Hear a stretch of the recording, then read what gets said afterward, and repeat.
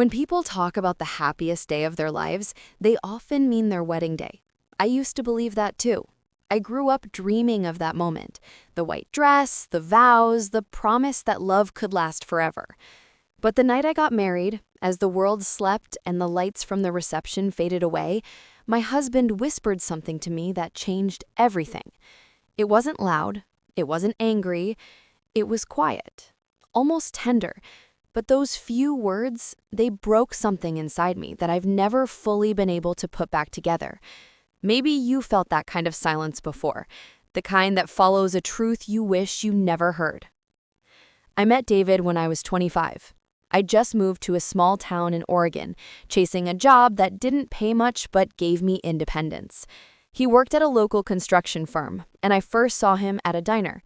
He wasn't the loudest or the most charming man in the room, but there was something about his calm, the way he listened, the way he smiled. It made me feel safe. After years of dating people who made me feel small or uncertain, David was different. He was steady, patient, the kind of man who'd warm your coffee before you woke up. A relationship moved slowly at first, and I liked that. We had coffee dates that turned into long walks, and soon, weekends together felt incomplete without each other. My friends adored him. My mom said, "You finally found someone who looks at you the way your father used to look at me." I believed her. When David proposed, it wasn't grand or dramatic. We were in our kitchen on a quiet Sunday morning. He'd just made pancakes, my favorite, with blueberries. And in the middle of laughing about something on the radio, he took my hand and said, "I want to spend my life with you." That was it. No big speech, no crowd, just the two of us, barefoot, surrounded by the smell of coffee and syrup. I cried and I said yes. It felt right. The wedding was small but beautiful. We had it in his parents' backyard in Portland. Fairy lights hung from the trees, and my mom cried through the whole ceremony. His family welcomed me with open arms, especially his sister Emily, who hugged me and whispered, "You're one of us now." I remember thinking that life couldn't possibly get better. When the guests finally left, and it was just us, David looked tired but happy. We drove to a little cabin he'd rented for the weekend, a quiet place by a lake, surrounded by pine trees and soft air. It was perfect, the kind of place you'd expect to start forever. That night, as I changed out of my dress and he opened a bottle of wine, I felt that deep, quiet peace that comes when you know you've made the right choice. I remember lying next to him, tracing circles on his arm, talking about the future. We talked about maybe moving closer to Seattle, about getting a dog, about one day having kids. Everything felt like a promise, soft and certain. And then, sometime after midnight, when the fire had burned low and the room was dim, he turned to me and said something that didn't fit the moment. His voice was calm, too calm. He whispered, "I wish she could have seen me marry you." At first, I thought he meant his grandmother, who'd passed away years ago. So I smiled and said softly, "I'm sure she's watching." But he didn't respond. He just stared at the ceiling, his face unreadable. Then he said it, quietly, almost like he was talking to himself. "I still see her sometimes, in my dreams, the way she looked the night I left her." I froze. "Who?" I asked. He blinked, as if realizing what he'd said. "It doesn't matter," he murmured. "Go to sleep." But sleep didn't come. Not for me. The warmth in my chest turned cold. I wanted to ask more, but something in his tone told me not to.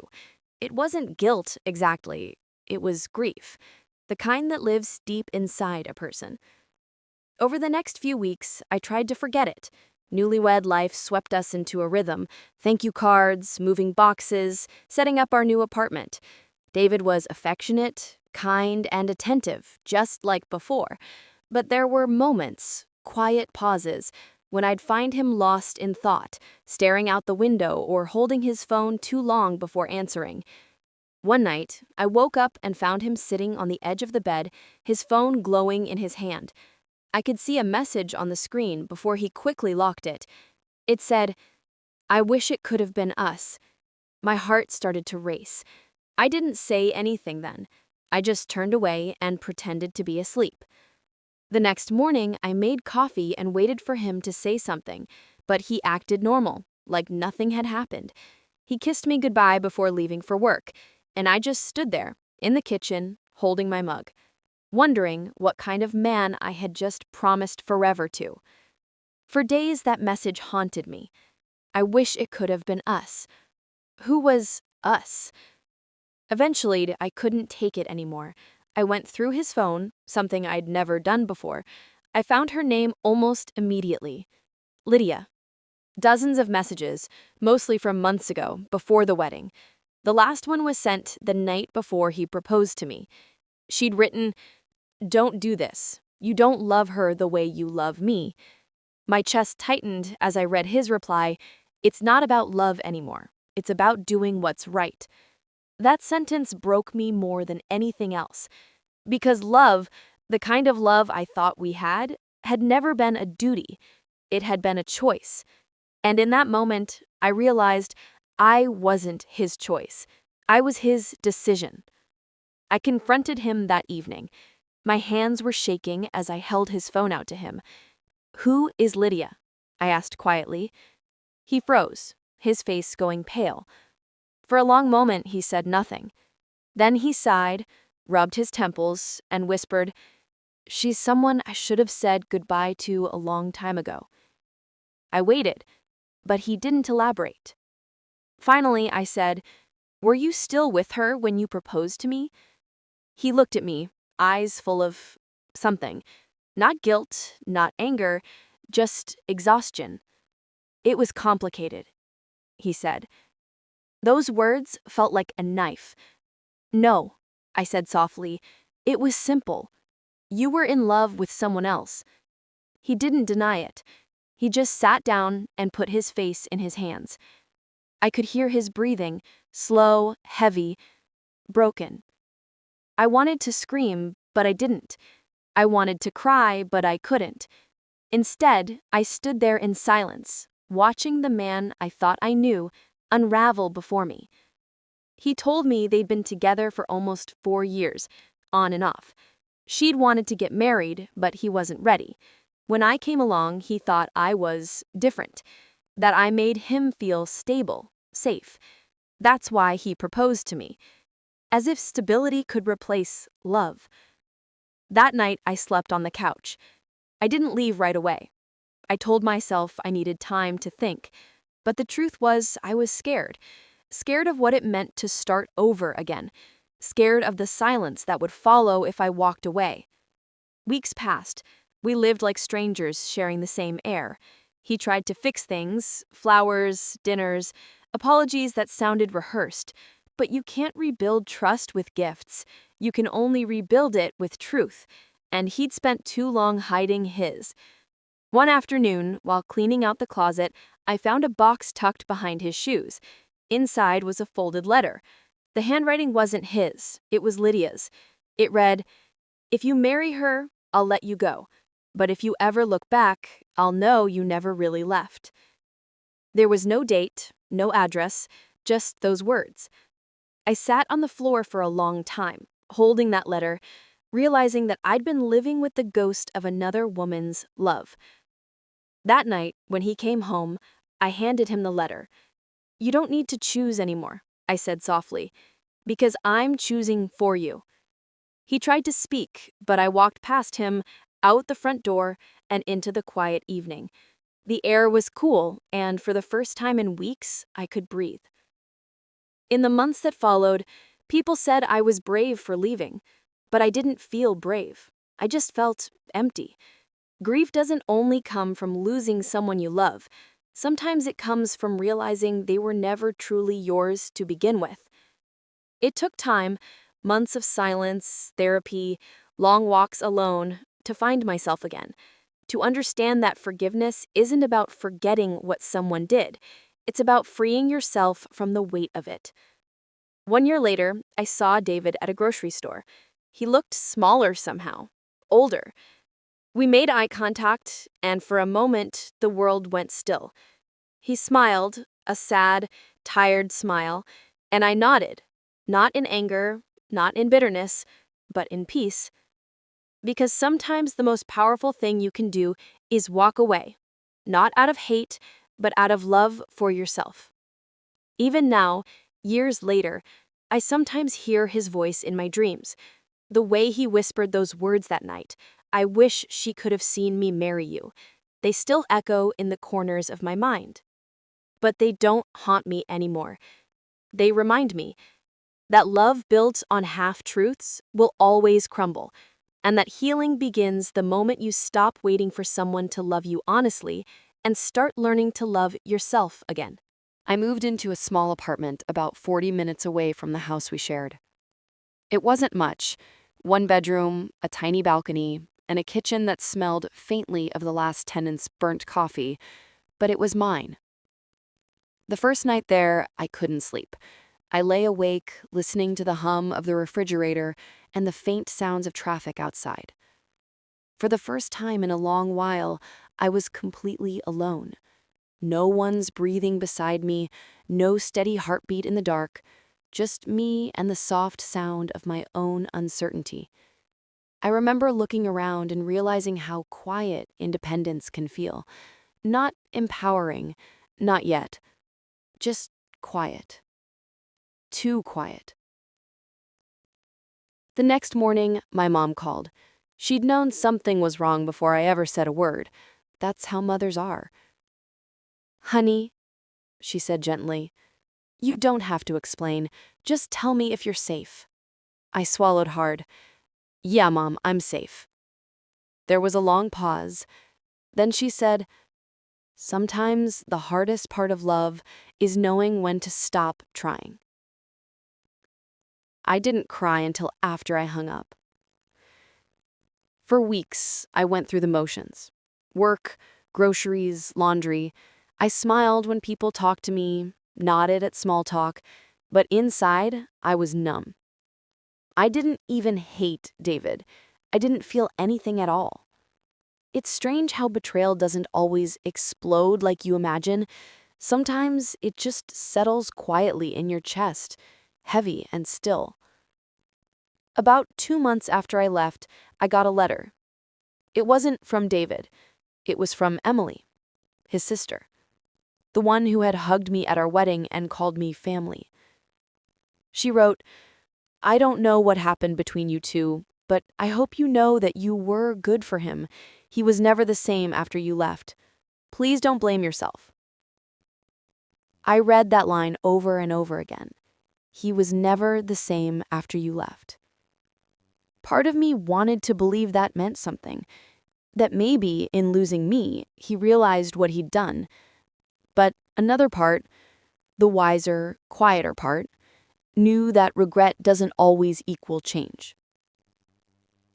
About 2 months after I left, I ran into Lydia. It happened by chance, or maybe fate. I'm still not sure which. I was at a bookstore downtown, reaching for a novel on the top shelf, when I heard someone say, "Excuse me." I turned, and there she was. I recognized her instantly from the photos on his phone. The soft blonde hair, the green eyes, the quiet sadness in her face. She froze too, realization dawning in her eyes. For a long moment, we just stared at each other. Then she said softly, "You're her."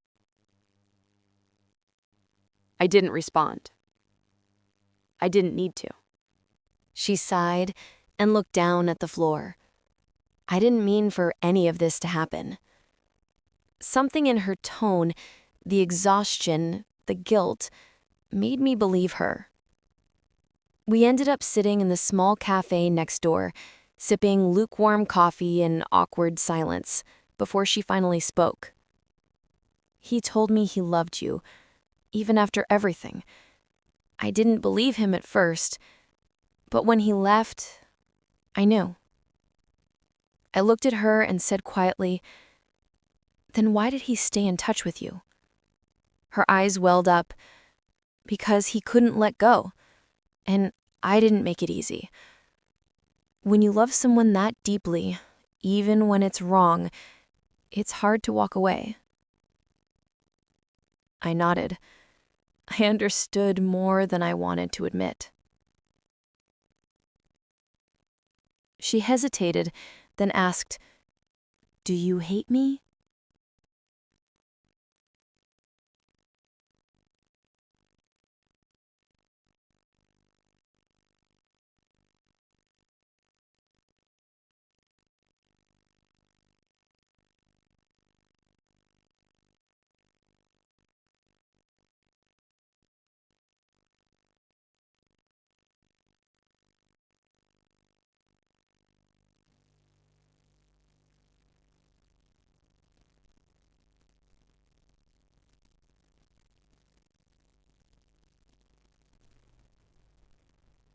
The first winter after the divorce was the hardest. In the suburbs of Portland, where I had moved, the sky stayed gray for weeks. The streets were quiet, the kind of quiet that makes you think too much. I'd walk to the small park near my apartment most evenings, bundled in my coat, watching the same group of joggers pass by, the same golden retriever chasing a tennis ball. That park became my therapy before therapy ever started.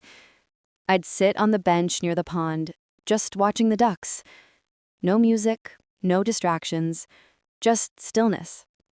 It's strange how silence can start to feel like company once you stop fighting it. One afternoon, I brought a notebook with me. I started writing. Not for anyone, not even for myself at first, just to let it out. I wrote about how it felt to love someone who lied, how it felt to carry love and pain in the same breath. And then I wrote something I hadn't said before, even to myself. Maybe forgiveness doesn't mean forgetting. Maybe it means remembering without breaking. That line stayed with me. A few days later, Rebecca, my therapist, asked me, "Do you still love him?" I took a deep breath before answering. I love who I thought he was, but I don't think that person ever really existed. She nodded gently, as if she'd heard those words 1,000 times from people just like me. People who tried to build a future on what they hoped someone could be. Then, she said, "You're already halfway to healing." Healing. I didn't even know what that meant then. I thought it would be this big, dramatic moment, the kind you see in movies. But it wasn't. It came quietly through the small things. The morning coffee that finally tasted good again. The first night I slept without checking my phone. The day I caught myself humming while folding laundry. Healing, I learned, is hidden in ordinary days. One of those days, I received a small brown package in the mail. No return address. Inside was a letter. It was from David. My hands trembled as I unfolded it. The paper smelled faintly like his cologne, the same one I used to buy him every Christmas. He wrote, "I don't expect forgiveness. I don't even expect you to read this all the way through. I just need you to know that I was weak. Not evil, not cruel, just weak. And I've lived every day since wishing I'd been stronger for you." Then one line stopped me cold. "You loved me like I was already the man I wanted to be. That's what hurt the most when I lost you." I sat there, letter in hand, tears welling up but not falling. He was right. I had loved him for his potential, not his truth. I had built my hope around the man I believed he could become, not the one he really was. And when I finally saw that difference, it broke me. But that night, as I folded the letter and placed it in my drawer, I realized something else. That kind of love, even if misplaced, was pure. I gave it honestly, and I had nothing to be ashamed of. That was the moment I stopped feeling like a victim. Months passed. Seasons changed. The trees outside my window bloomed again, and for the first time, I noticed how beautiful spring could be. I started volunteering at a local library on weekends, helping kids pick books. Their laughter filled the silence I used to fear. One Saturday, a boy, maybe 7 or 8, ran up to me with a book about oceans. "Miss," he said proudly, "my dad says water remembers everything." I smiled. "That's a nice thought." "Yeah," he said, "but Mom says that's why we cry, to let it out." It took everything in me not to cry right there. Out of the mouths of children, sometimes truth arrives gently. That evening, I went home and stood on my balcony watching the rain. He was right, that little boy. Tears are how water remembers. I had cried so much that first year. I guess that was just my soul remembering what it had lost. Later that summer, I met someone new. Not in a romantic way. Not yet. His name was Mark, a photographer who lived in my building. We met because his mail kept getting delivered to my apartment. He had kind eyes, the kind that don't look through you, but into you. We started having coffee sometimes, talking about work, books, movies. He never pried, never asked about David. He just listened. And after months of quiet, having someone simply listen felt like sunlight after a long winter. One evening, as we sat outside a small cafe, he said something that stayed with me. "You know, people talk about closure like it's a door you shut, but I think it's more like a window. You open it, like the air in, and eventually you can breathe again." That night, I opened all the windows in my apartment, and I breathed. Mark never became a love story. He didn't need to. He was proof that good people still exist, that kindness can heal what love once broke. A year later, I went back to my hometown for my mother's birthday. She had grown frailer, but her spirit was still fierce. As we sat together on her porch, she asked, "Do you think you'll ever marry again?" I smiled softly. "Maybe, but I'm not looking." She chuckled. "That's when it'll find you, sweetheart, when you're not looking." I laughed. "You sound like a Hallmark card." "Maybe," she said, "but I've lived long enough to know that life has a funny way of circling back." That night, after she went to bed, I sat on that porch under the stars and thought about everything that had happened. About David, about Lydia, about the version of myself who once thought love meant holding on no matter what. Now I knew better. Love, I realized, isn't about holding on. It's about knowing when to let go, gently, without bitterness. That's what forgiveness really is. It's not saying what you did was okay. It's saying, I won't let it destroy me anymore. Years have passed since then. I still live in Oregon. I still volunteer at the library. Sometimes when the light hits the window just right, I see my reflection, older, calmer, softer, and I barely recognize the woman who once begged to be loved by a man who couldn't even love himself. If I could go back to that wedding night, that quiet, trembling version of me, I'd whisper in her ear, "You'll survive this. You'll even smile again." Because she did.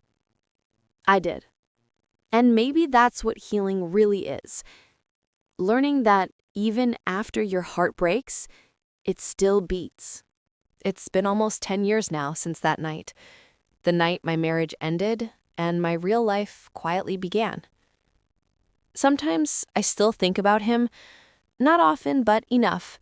I don't think love ever disappears completely. It just changes shape. It becomes memory, a soft echo in the background of who you are. I heard from David again about a year ago. Not directly, through his sister Anna.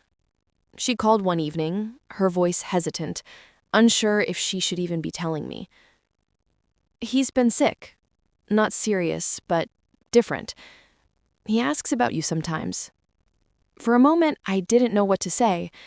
It had been years since I'd heard his name spoken out loud in my home. I sat down at my kitchen table, the one I'd bought secondhand after the divorce, scratched, uneven, but mine. "Is he okay?" I asked finally. He's alone now, she said quietly. Lydia left a few years back. I think he's paying for it in his own way. We hung up after a few more minutes of polite words, but when I put the phone down, I found myself staring at the wall for a long time. Not because I still loved him, but because I remembered what it felt like too. That night, I went out for a walk, something I do when my mind feels too heavy. The air was cool, soft, the smell of pine trees after rain. I looked up at the stars, faint but steady, and whispered, "I forgive you." It wasn't dramatic, it wasn't emotional, it was just time. Forgiveness isn't always a moment of relief. Sometimes it's quiet. You just wake up one day and realize the anger has nowhere left to live. A week later, I sent him a card. Not long, not emotional, just a few lines. I heard you haven't been well. I hope you're taking care of yourself. Life is strange, isn't it? I wish you peace. No signature beyond my name, no return address. Just a small act of release. I never heard back, and I didn't need to. Some words are meant only to be sent, not answered. A few months after that, something unexpected happened. I got invited to speak at a local women's center. They wanted me to share my story about starting over later in life. I almost said no. I've never been one for attention, but something in me, maybe the quiet courage that comes from surviving heartbreak, said yes.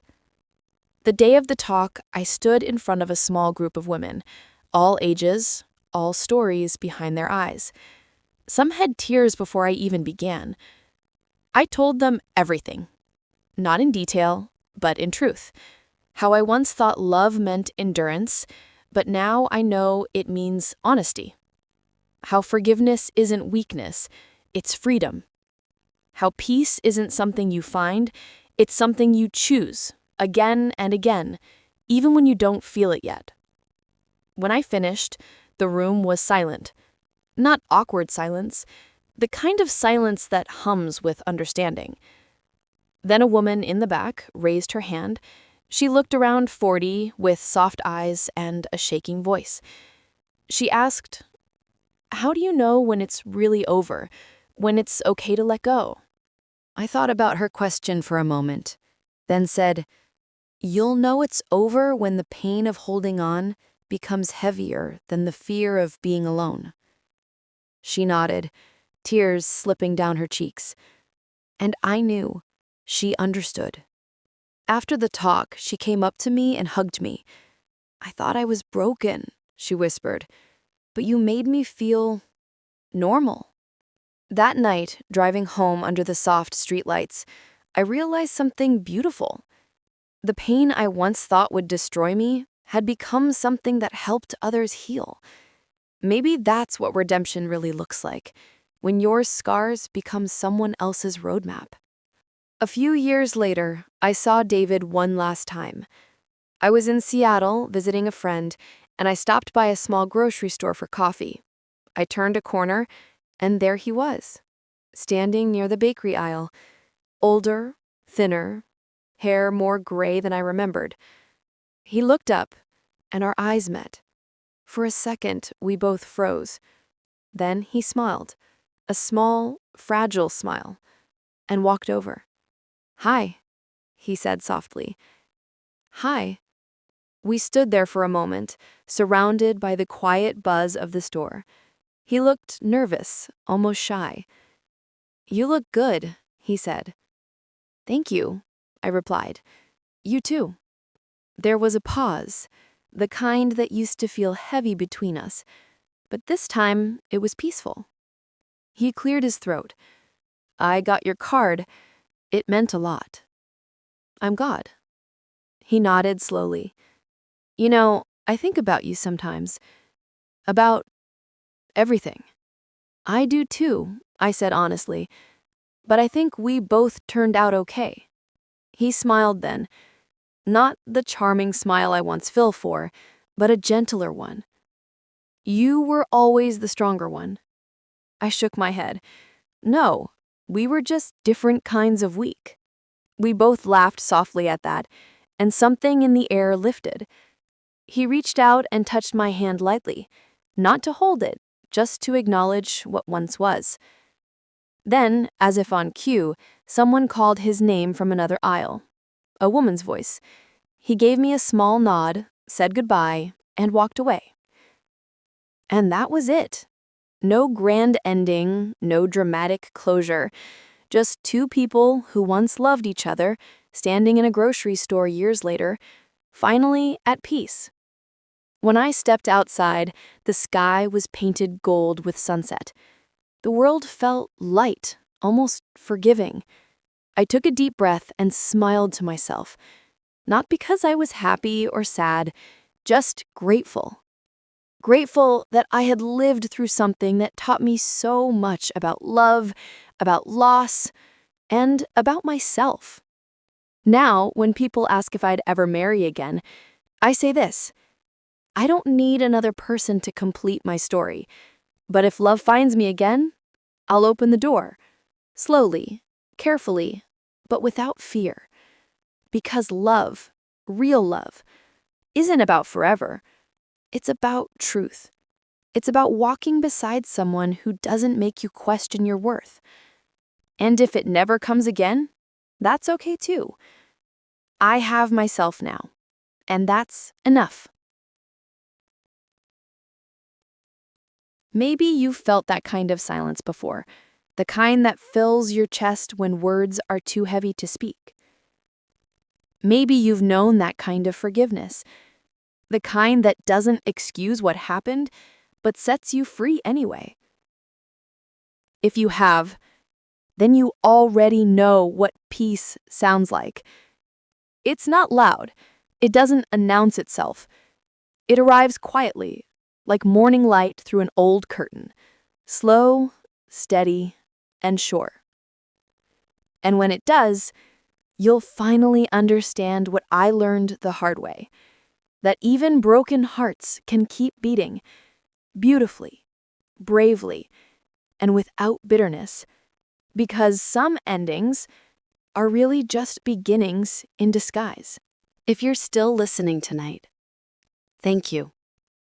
I don't know what brought you here. Maybe heartache, maybe curiosity, maybe just the need to feel less alone. But I want you to know something. You're not the only one who's loved deeply, trusted fully, and been hurt quietly. You're not the only one who's ever sat in the dark wondering what went wrong, or if you'll ever feel whole again. You will. Not all at once, not overnight, but you will. Healing doesn't announce itself. It doesn't come with fireworks or grand gestures. It comes in small, ordinary moments. The first time you laugh again without guilt. The first morning you wake up and don't reach for the past. That's what strength really is. Not pretending you're fine, but learning to breathe through the ache and live anyway. Sometimes we think the story ends when someone walks away. But truth is, that's just the middle. The rest of the story, the part where you rebuild, rediscover, and learn to love again, that's still waiting to be written.